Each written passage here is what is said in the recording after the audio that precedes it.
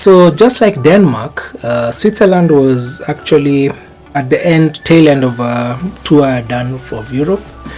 And so this was actually the last country I visited in Europe, the last, because that was in 2019.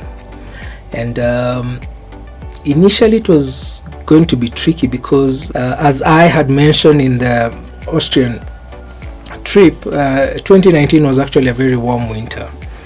I'd always wanted to go to Switzerland and Swiss Alps and all those things, but towards just before I arrived at the place, during the conference I talked with some guys who lived in Switzerland, and they told me, why do you want to come to Switzerland? There's nothing much you're going to see. Right now there's no snow, you can't even go to the Alps, you'll not find any snow or anything. I love the flight into Switzerland with the Swiss Air. They give you chocolate, Swiss chocolate. Ladies and gentlemen, we are approaching Zurich. We'll now be preparing cabin for the landing. Please return to your seat and fasten your seatbelt. Your hand luggage must be stored away safely in your overhead compartment.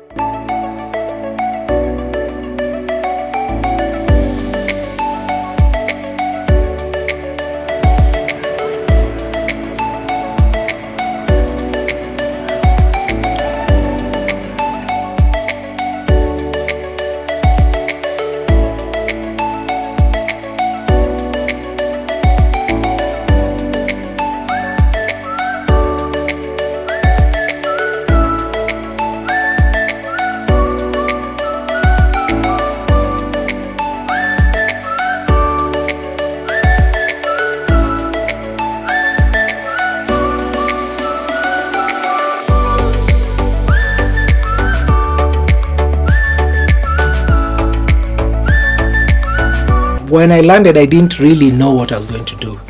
I thought, okay, maybe I'll just walk around Zurich and try and see what I can find there. But as I was in the train heading from the airport to my hotel where I was staying, I met this lady who was having skis. If you're a skier, you work with your own equipment, And so I asked her, hey, okay, where are you from? I mean, I'm seeing you're skiing, but I was told there's no snow right now. No, there is, if you know where to find. And so I told her, okay, I'm here for like just a night, today and tonight, and then I leave tomorrow. Where can I go? Where can you suggest that is close enough that I can actually go and ski? And so she was like, well, there's a place called Flummersberg or something, Flummersberg. And I was like, okay. So I asked her, can you tell me how I can get there? So she told me, if you get to your hotel, it takes you around 2 hours to get there. You need to get there before 5 because by 5 it's closed.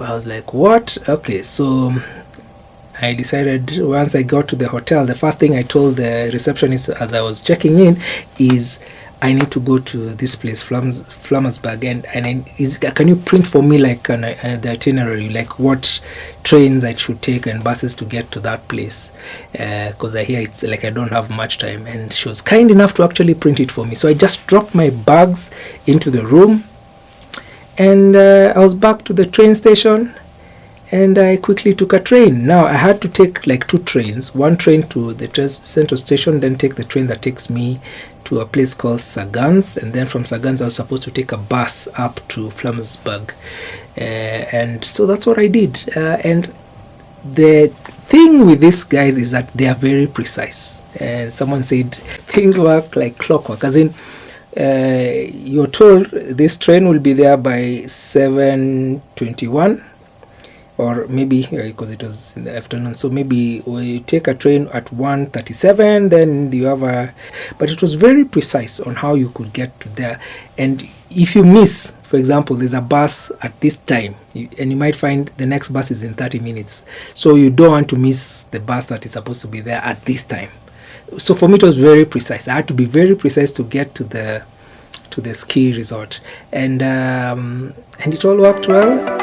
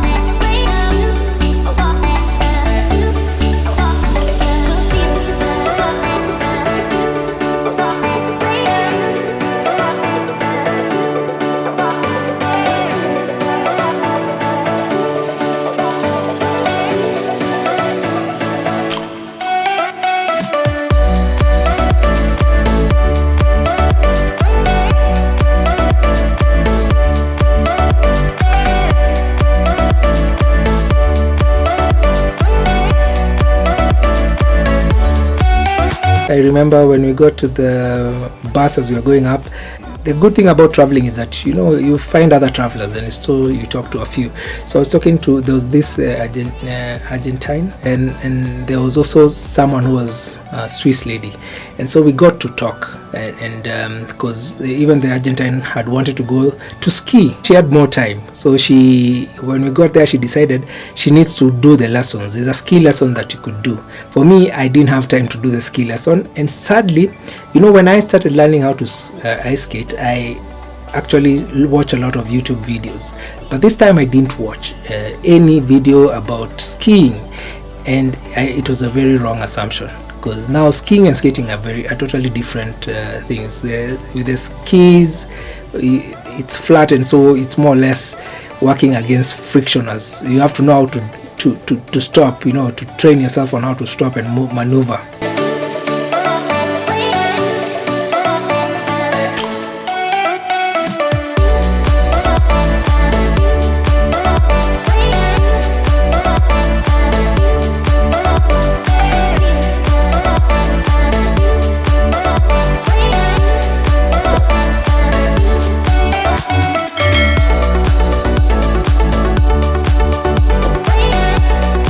And so I got there and quickly hired the skis. I could not go up with the camera. I wish I had a GoPro. I would have shown you guys. I'm telling you, I survived, because I would have killed myself in that place, to be honest. Because as you get down, there's nothing, no barrier as such that would stop you. So if you take off in the wrong way, you could actually find yourself onto the tarmac, So anyway, so getting up was another thing. So I hired these skis, and then I went to the ticketing area, and they told me, well, you have just like an hour, so do you want to pay for just one lap going down? Or I said, no, I think I'll be able, because how long does it take to do one lap? He told me, maybe 2 minutes at most or something. So I was like, I still have time, I can do like a couple. I'm telling you, I wish I'd taken the advice, because one lap was like 8 euros, and this one I paid 35 euros. So this is a ticketing office. Come and pay your ticket. So when I went up, they had these lifts, which is another totally new system for me. So people would come, there's a line to get there. And I go and I'm told, okay, you need to hold this. Have you used this before? No. So you need to hold this pole and then allow it to just pull you up. Don't sit on because it had something that looked like you could sit on it. No, don't sit on it. Just let it pull you up. Let me show you. This is the cables they use. You more or less, they pull it to you, then you kind of just hold it. Let it hold your leg. You hold it on one side, you hold your other things on the other side, and then you let it just pull you, lift you up. If you put your legs badly, you will fall, and when you fall, you need to know how to remove your skis. Man, I'm telling you, it's crazy. So the first time, I think I applied too much weight on the seat, and this thing actually threw me down. And so now I had a bunch of Swiss guys looking at me, and kids wondering what's up with this black dude. What is he doing? Yeah. Now, no one is coming to help me up. So they're like, no, you get out of your skis and come back. And the skis are not the easiest things to get in and out of. Getting in, yes. Getting out is another thing. So I struggled. You can imagine. It was such an embarrassing thing. Anyway, so I found a way to get out. And I went back. And in my second try, I actually went up. Now, going up is another thing. How do you get off this thing? Because if you're not careful, it will take you way up. There, you get. Let me just say it was a very embarrassing thing. It was very embarrassing, and it was crazy. Skiing is maybe not meant for I can't say it's not meant for a black man, but hey, it's crazy. But one thing I can thank God is I survived. I came, I saw, I fell, I survived. I can't say I conquered. There is no conquering in here. You risk your life.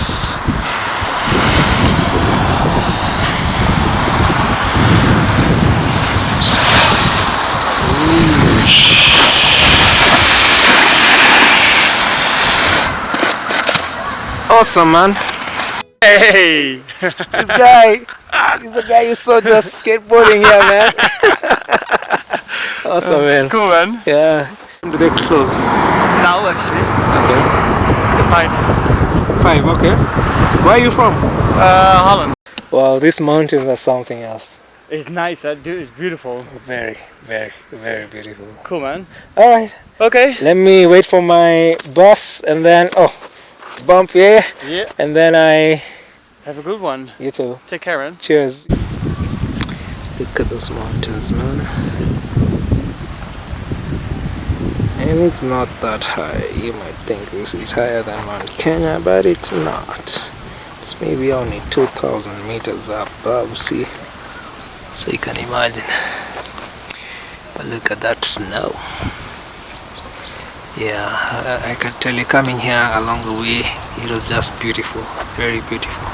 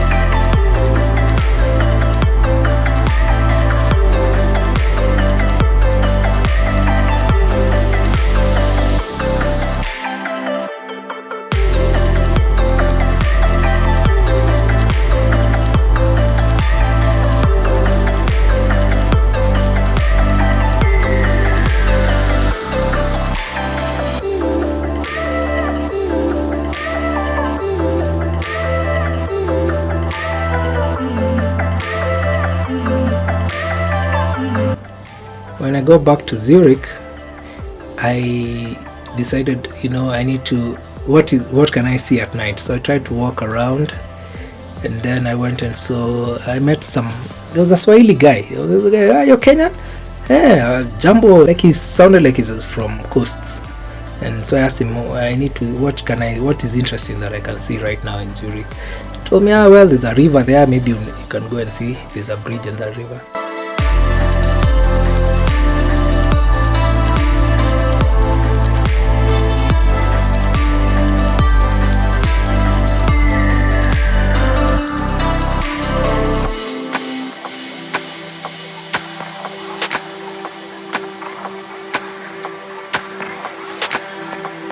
I was getting back to the hotel from the train station. I met this I don't know what I was asking her, and then I discovered, she's actually Kenyan. What do you This mean is to say? Grace. Hiya guys. So say something in Swahili that you can remember. She can speak Kikuyu better than Swahili. You were here when you were 8 years old. I moved here when I was 8, right? Yeah. So, what From can I Limuru, say? Grace from Limuru. Imagine. Wow. What is there that I know in Swahili? Actually, I know single words, but not a whole sentence. You can't say a whole sentence. Or say something in Kik. In Kikuyu? Yeah. Anata dari Kikuyu ore. Arafure. Najua kuga atia. Nice one. Oh my god. Thanks, that was good. She gave me directions for, because I was telling her the next day I wanted to go to the airport, but I wanted to take the tram. And so I was asking her how I could go about doing that. And so she gave me directions on how to do it. And yeah, so I go back to the hotel. That's when I could do the room tour. So that's the entrance to my room. Here's the room. Okay, so we start with the tour, then we'll come to the bathroom. It's not a bad sized room. Like the photo on top of the bed just gives you like a glimpse of the city. It has a working area. You can adjust the temperature of the room from there. I have a nice screen TV, which to be honest I didn't switch on because I didn't find the remote and I didn't care to look for it. It's messed up right now, but I'm just about to leave actually. I didn't do the tour when I came in because immediately I arrived I had to really quickly organize to go to the up the mountain. So that's the bathroom area. They don't put a lot of stuff for you to use. It's only one bar soap, no, one soap there. And so that's the size of a room. Let me go have breakfast, then I come and plan, arrange everything and head out. I want to take a tram and just go around the tram and let it do its run maybe once and then drop me to the airport. I think it would be the easiest way to do it.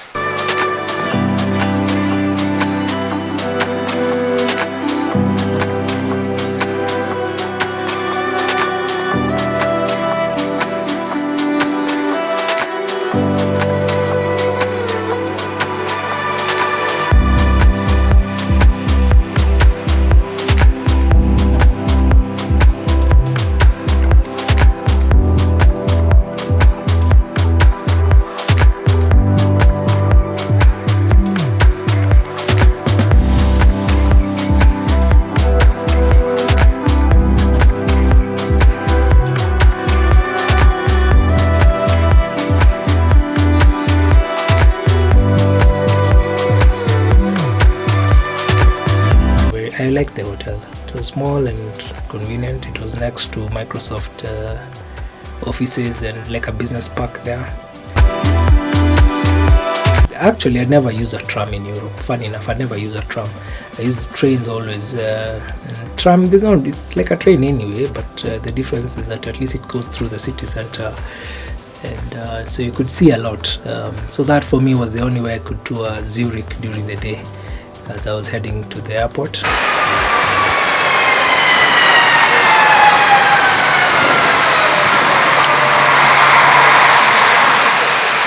First time on a tram. That's what will be taking me to the airport as my last train in Europe. Let's see how this goes.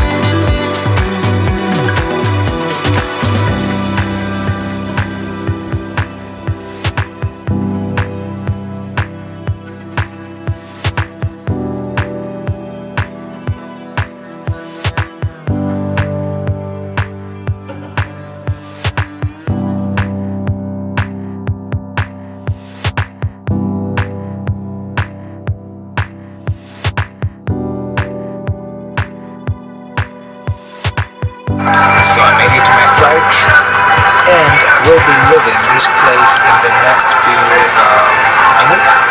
Guys are ready, after which we head out to Dubai.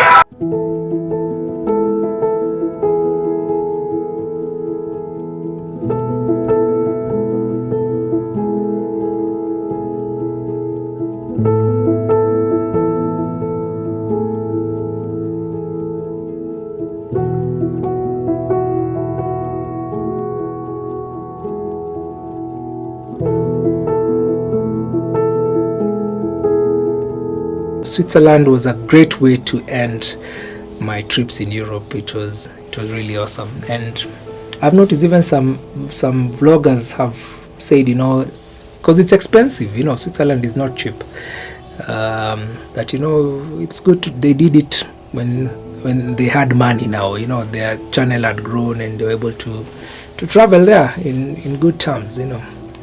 Yeah, but yeah, so Switzerland was awesome.